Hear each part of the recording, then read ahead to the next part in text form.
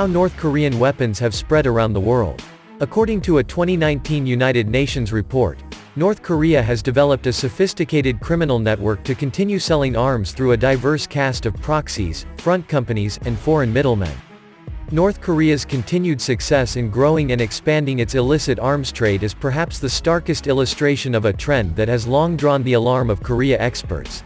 The international sanctions regime has proven largely toothless, if not counterproductive, as a means of starving Democratic People's Republic of Korea's military-industrial complex.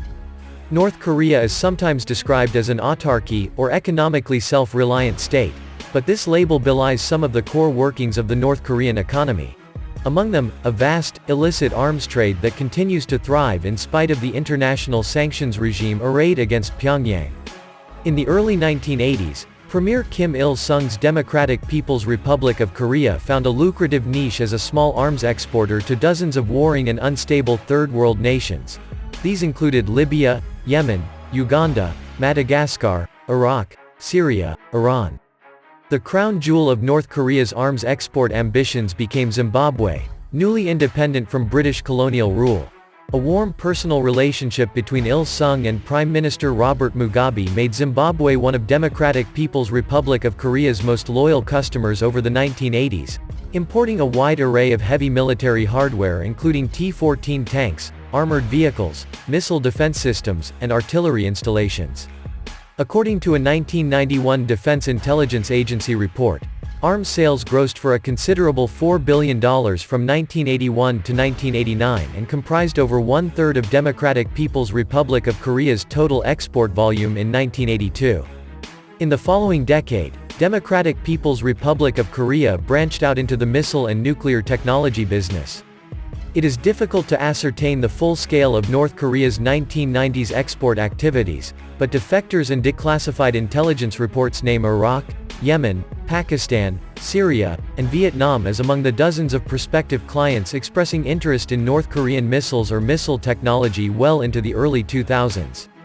The growing cascade of United Nations and European Union imposed sanctions in the wake of Pyongyang's 2003 withdrawal from the Nuclear Non-Proliferation Treaty has certainly cut into North Korea's arms export bottom line, but Pyongyang has proven remarkably adept at discovering new ways to skirt the sanctions regime.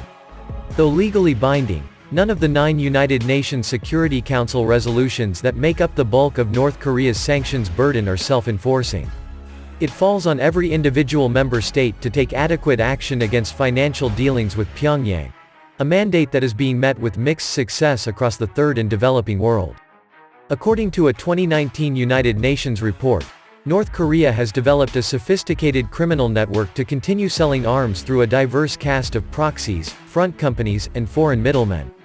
In recent years, North Korea became a leading arms supplier to the Houthi movement in Yemen, as well as militant groups in Uganda and Sudan, mainly by funneling its merchandise through a Syrian company registered to arms trafficker Hussein al-Ali. Pyongyang has likewise succeeded in cultivating valuable ties at the highest echelons of the Libyan Defense Ministry, resulting in an arms contract that Oh Chol-soo, the Deputy Minister of Democratic People's Republic of Korea's Ministry of Military Equipment, described as necessary, for the required defense systems and ammunition needed to maintain stability of Libya. North Korea also heads a robust maritime smuggling ring. In what the United Nations described as the largest seizure of ammunition in the history of sanctions against the Democratic People's Republic of Korea, customs officials found a cache with 30,000 rocket-propelled grenades aboard a North Korean vessel en route to Egypt. As it later turned out, the client was none other than the Egyptian armed forces themselves. Egypt's military ordered the North Korean munitions through a complex web of Egyptian business proxies. North Korea's continued success in growing and expanding its illicit arms trade is perhaps the starkest illustration of a trend that has long drawn the alarm of Korea experts. The international sanctions regime has proven largely toothless, if not counterproductive, as a means of starving Democratic People's Republic of Korea's military-industrial complex.